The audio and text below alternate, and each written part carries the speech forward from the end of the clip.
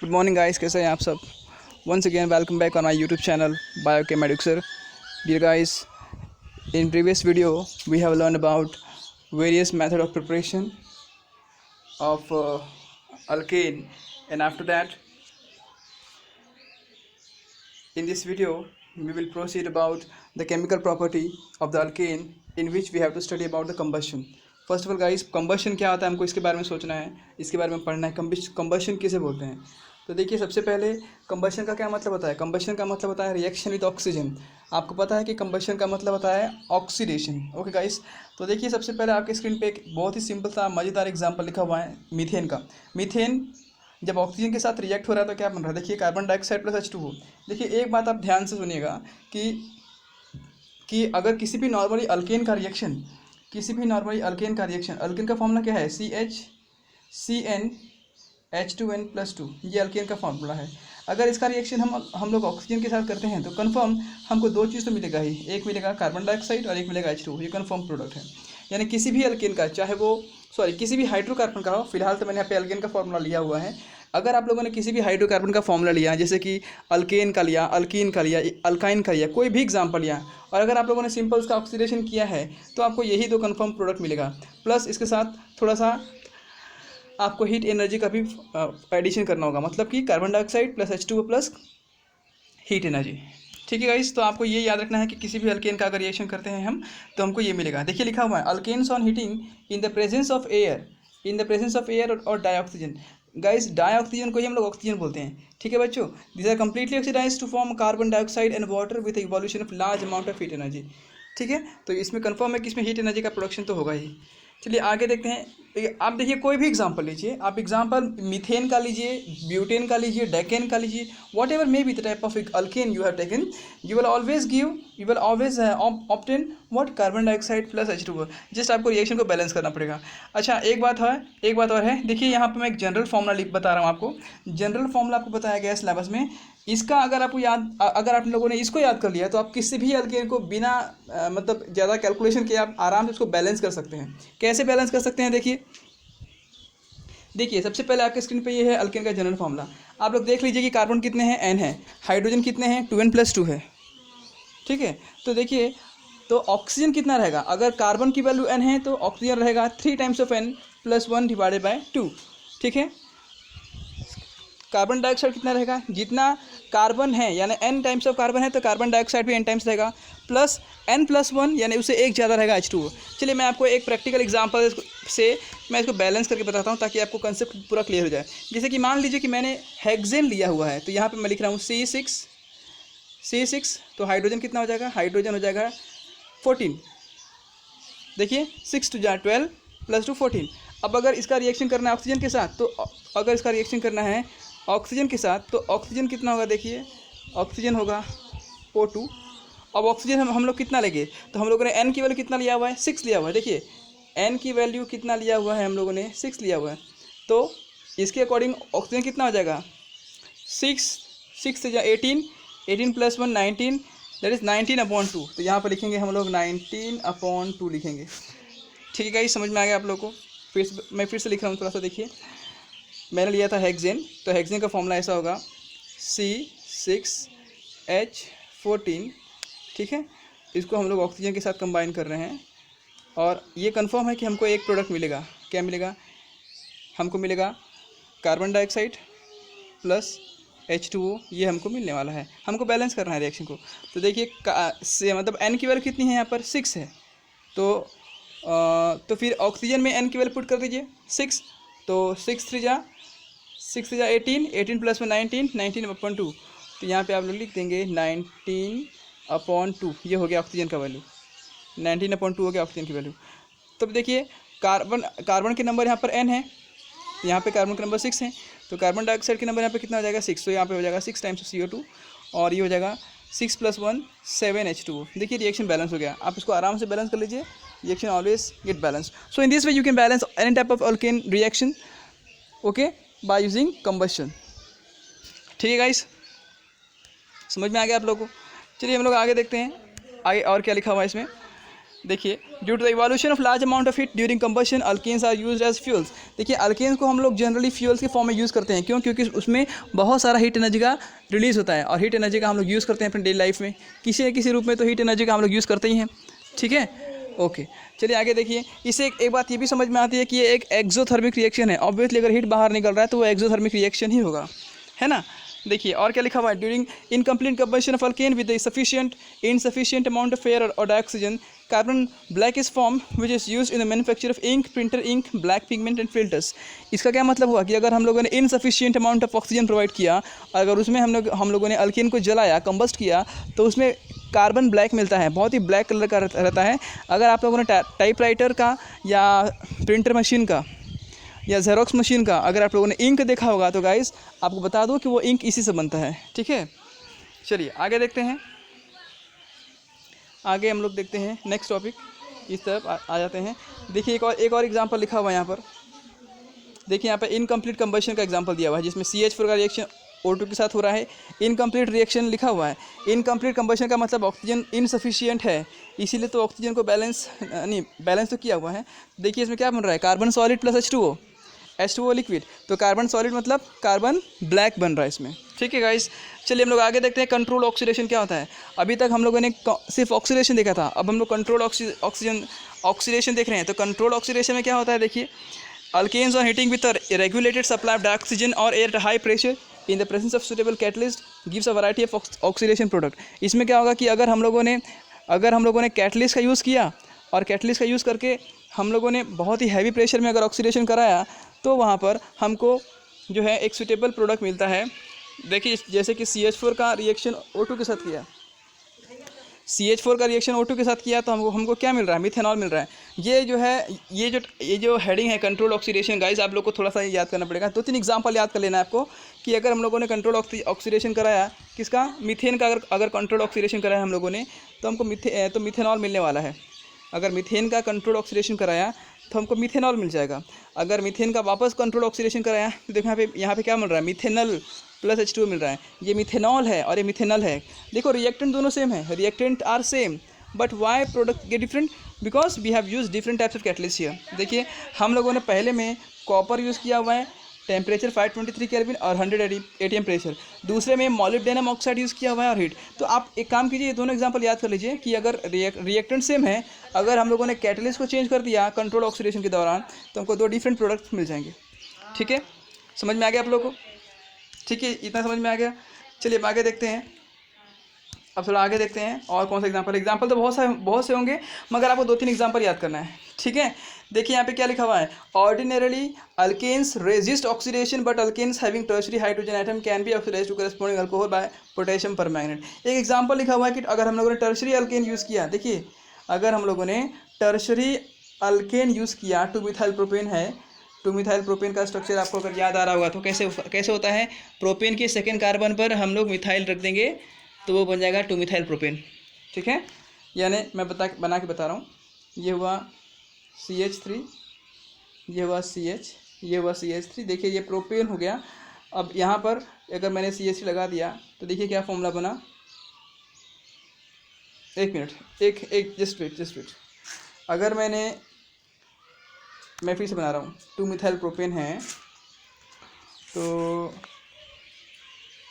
कुछ तभी printing mistake हो रहा है यहाँ पे। 2-मिथाइल अगर प्रोपेन बोल रहा है यहाँ पर, अगर नाम अगर 2-मिथाइल प्रोपेन का बताया गया है तो चलिए पहले स्ट्रक्चर के अकॉर्डिंग मैं अपना स्ट्रक्चर बनाता हूँ।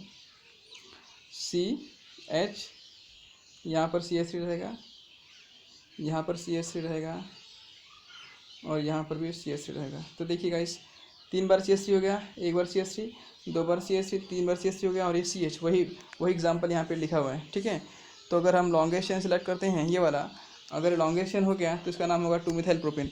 तो देखिए 2-मिथाइल प्रोपेन का स्ट्रक्चर आपके सामने बनाया गया है। अगर हम लोगों ने टर्शरी, देखिए टर्शरी क्यों हुआ, क्योंकि ये वाला जो कार्बन है ये 3 कार्बन से डायरेक्टली अटैच है, ये टर्शरी अल्केन हुआ। तो इसका अगर हम लोगों ने KMnO4 के प्रेजेंस में ऑक्सीडेशन कराया तो हमको क्या मिल रहा है, 2-मिथाइल प्रोपेन 2 ऑल, मतलब कि हमको टर्शरी अल्कोहल मिल रहा है। करस्पॉन्डिंग अल्कोहल कहने का क्या मतलब है, करस्पॉन्डिंग अल्कोहल का मतलब है कि आप लोगों ने जैसा अल्केन लिया है वैसा अल्कोहल मिला। मैंने टर्शरी अल्केन लिया है तो मुझे टर्शरी अल्कोहल मिला, इसका मतलब हुआ करस्पॉन्डिंग अल्कोहल मिलेगा। समझ में आया? मगर याद रखिएगा कि हमको कि MnO4 के प्रेजेंस में ऑक्सीडेशन करवा रहा होगा, किसका, टर्शरी का। तो चलिए गाइस इतना मतलब 2-3 एग्जाम्पल हम लोगों ने पढ़ लिया, उतना काफ़ी है, ठीक है, इतना ही काफ़ी है। हम लोगों ने ऑक्सीडेशन पढ़ लिया, कंट्रोल ऑक्सीडेशन पढ़ लिया। तो चलिए गाइस अब हम आगे बढ़ते हैं नेक्स्ट टॉपिक की ओर। तो चलिए गाइस हम लोग नेक्स्ट टॉपिक की ओर देखते हैं, जिसका नाम है आइसोमेरिज्म या आइसोमराइजेशन। तो गाइस आइसोमराइजेशन क्या होता है, इसके पहले मैंने आप लोगों को बताया था। देखिए आइसोमराइजेशन का मतलब क्या होता है, जनरली आइसोमर का किसको बोलते हैं, आइसो का मतलब होता है सेम और मर का होता है यूनिट। आइसोमर यानी कि सेम यूनिट, मतलब अगर हम लोग डेफिनेशन दें आइसोमर का तो उसको बोलेंगे कि those compound which are having same molecular formula but different structural formula, ठीक है। एक जनरल टेंडेंसी होती है डेफिनेशन की कि जिसमें मॉलिक्यूलर फार्मूला तो सेम होता है मगर स्ट्रक्चर अलग अलग दिखता है, तो हम लोग इसको आइसोमर कहते हैं। और इस प्रोसेस के दौरान ये बनता है तो हम उसको आइसोमेराइजेशन कहते हैं, ठीक है। तो जरा देखिए यहाँ पे एग्जांपल क्या दिया हुआ है, यहाँ पे हमको ये एग्जांपल दिया हुआ है, बहुत ही प्यारा सा एग्जांपल है इसमें। देखिए एन हेक्सेन दिया हुआ है और एन हेक्सेन को अगर हम लोगों ने एनहाइड्रस यानी कि एकदम ड्राई NaNHY, इसका क्या मतलब होता है, ये एनहाइड्रस कहने का मतलब होता है पूरा ड्राई है, पूरा सूखा हुआ, ठीक है। तो एनहाइड्रस Al3 की प्रेजेंस में अगर हम लोगों ने हेक्सेन का रिएक्शन किया तो देखिए यहाँ पे क्या मिल रहा है, यहाँ पर हमको 2 प्रोडक्ट मिल रहे हैं। पहला मिल रहा है 2-मिथाइल पेंटेन और दूसरा मिल रहा है 3-मिथाइल पेंटेन। देखिए इसमें कुछ नहीं हो रहा है, इसमें सिर्फ मिथाइल की पोजीशन चेंज हो रही है। देखिए ये एक स्ट्रेट चेन कंपाउंड हुआ, this is the straight chain alkane, ठीक है। अब इसका जो कन्वर्शन है वो डायरेक्टली किस में हो रहा है, ब्रांच कंपाउंड में। देखिए यहाँ पर ब्रांच कंपाउंड हुआ, ये स्ट्रेट चेन हो गया जिसमें 5 कार्बन है, गिन लीजिए 5 कार्बन है, नहीं सॉरी इसमें 4 कार्बन है, इसमें 4 कार्बन है, एक मिनट, इसमें 5 ही कार्बन है, यहाँ से लेके यहाँ तक 5 कार्बन। देखिए ये 5 कार्बन हो गया, स्ट्रेट चेन में है और सेकेंड कार्बन पर ये मिथाइल अटैच है, इसलिए इसको क्या नाम दिया गया है, 2-मिथाइल पेंटेन, ओके। और जरा इसमें देखिए, इसमें भी 5 कार्बन है, देखिए इसमें भी 5 कार्बन है मगर इसमें 3rd पोजीशन पे मिथाइल दिया गया है, ठीक है। तो इसलिए इसका नाम हुआ 2-मिथाइल पेंटेन, इसका नाम हुआ 3-मिथाइल पेंटेन और इसका नाम हुआ हेक्सेन। अगर आप तीनों का मॉलिक्यूलर फॉर्मूला अगर आप चेक करेंगे तो तीनों का मॉलिक्यूलर फॉर्मूला आपके सामने यही बनेगा, C6H14 ही बनेगा, कंफर्म।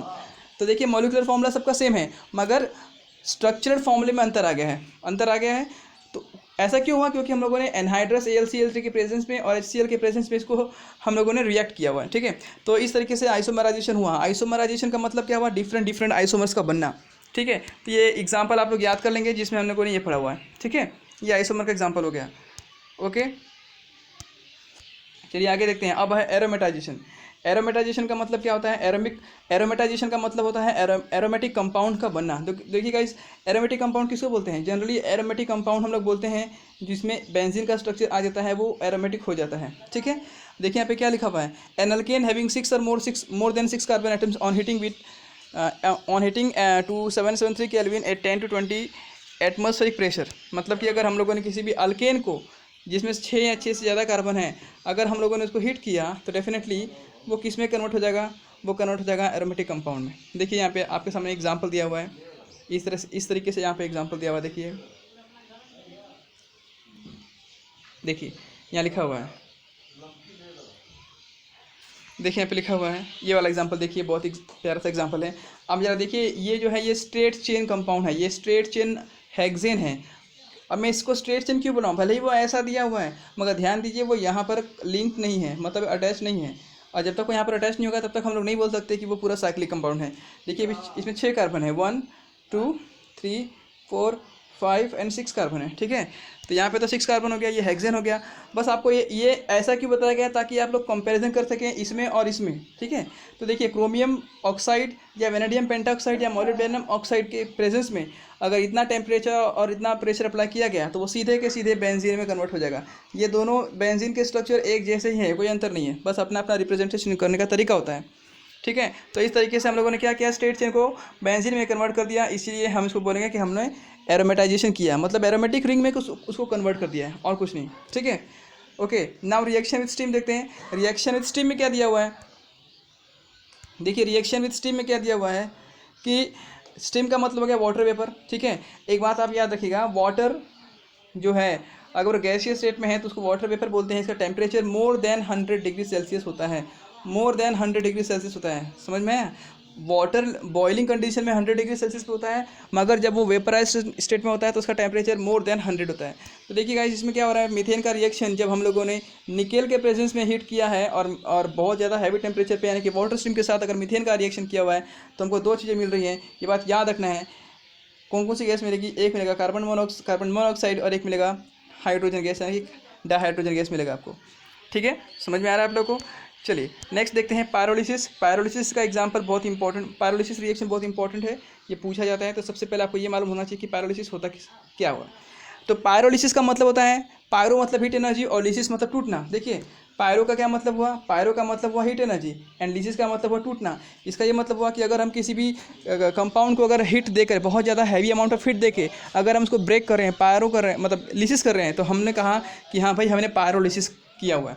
देखो यहाँ पे लिखा भी हुआ है, higher alkanes on heating to the higher temperature decompose into lower alkane, यानी कि बड़े अल्केन छोटे छोटे अल्केन में कन्वर्ट हो जाते हैं। ठीक है, and such type of decomposition reaction into smaller fragment by the application of heat is called pyrolysis or cracking। इसको हम लोग क्रैकिंग भी बोलते हैं और पायरोलिसिस भी बोलते हैं। ठीक है गाइस, तो चलिए इसका एग्जांपल देखते हैं। अब ये जरूरी नहीं है कि वो उसी कंपाउंड में स्प्लिट होगा। देखिए जैसे कि आप मैंने हेक्सेन लिया हुआ है, ये हेक्सेन हुआ 6 कार्बन है, तो देखिए हेक्सेन है तो यहाँ पे क्या बन रहा है, एक हाइड्रोजन गैस निकला और ये बन गया बेंजीन। देखिए C6H12 को बेंजीन कहते हैं, अभी भी हम लोगों ने स्ट्रक्चर ड्रॉ किया था।